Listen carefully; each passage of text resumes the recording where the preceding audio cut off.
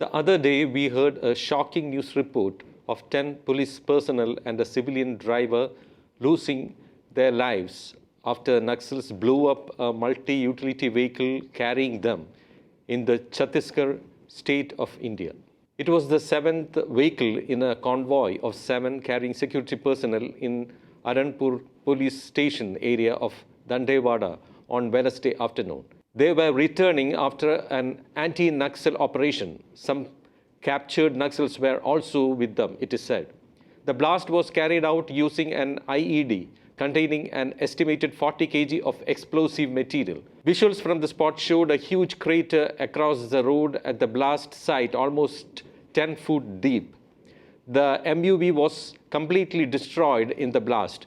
There was also firing from the Naxals and counter-firing at the spot. This was the biggest strike by Naxalites on security forces in the state in the last 2 years. The area where the blast took place is around 450 kilometers from state capital Raipur.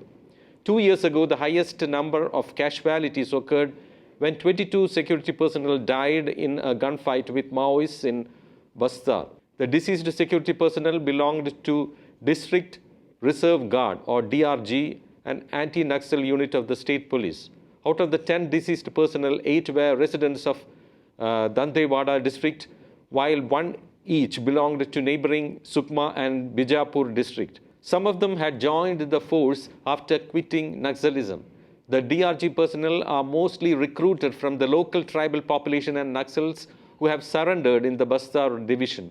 Bastar region, which comprises 7 districts, namely Kanker, Kodagon, Narayanpur, Bastar, Dantewada, Sukma and Bijapur, has witnessed several deadly attacks on security forces in the past, particularly in summer, during which rebels carry out the annual Tactical Counter-Offensive Campaign, that is TCOC in short, and step up their offensive activities. Security forces have always been put on alert during this period. Meanwhile, the incident has fueled speculation about possible violations of the standard operating procedure that could have led to gaps in security. The men, part of a 4-vehicle convoy that was returning from an anti-Maoist operation 75 kilometers away, were traveling in an unprotected and rented minivan when an improvised explosive device ripped through their vehicle, barely 700 meters from the Aranpur police station. The driver was a civilian, as it was a hired vehicle.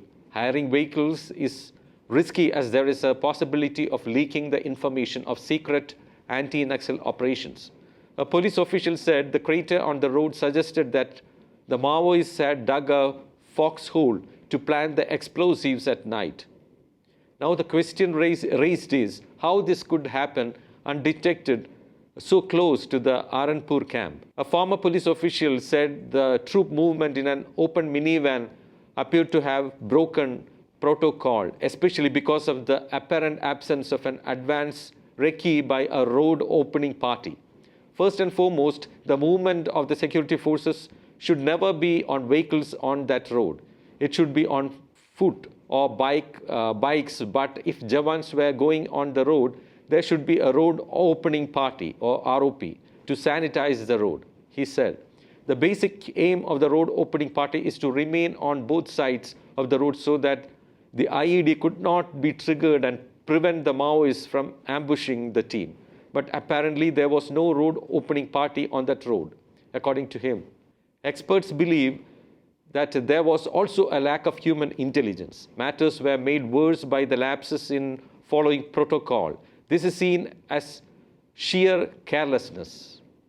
The attack hit an arterial road critical for anti-Maoist operations and which is part of a cluster of routes cutting through the heart of the rebel heartland. For decades, the security apparatus and the government have attempted to build a network of roads in and around Jagargunda in Sukma to help forces gain better access to the thickly forested region. Of these, 3 are important: Bijapur to Jagargunda, Dornapal to Jagargunda, and finally a 81-kilometer stretch from Dantewada to Jagargunda through Aranpur. It is this last road that was completed 4 months ago and saw the IED blast on Wednesday. But authorities are attempting to find out when the IED was planted under the black tarred road. An official said the deep search metal detector has limitations. Reportedly, if the detonator is planted 2 feet inside the road, the device will not be able to detect it even after proper search. The equipment needs to be bolstered. It is clear that the Maoists were planning for the blast, hence they took all measures to avoid detection of the explosives. Investigators believe that the explosives may have been planted during the road construction work completed 4 months ago, and it was triggered on Wednesday. Naxals may have waited for their best chance in the Tactical Counter-Offensive Campaign, or TCOC. The TCOC, usually between March and June every year, refers to a period where Maoists of different areas regroup to damage the security forces. Intelligence officials based in Bastar said that the Dharba Division Committee, the subdivision of the Maoists that operates in and around Aranpur, was holding meetings in an attempt at revival. The latest incident shows that Maoists were successful in their willful mission to lay a death trap for the 10 policemen.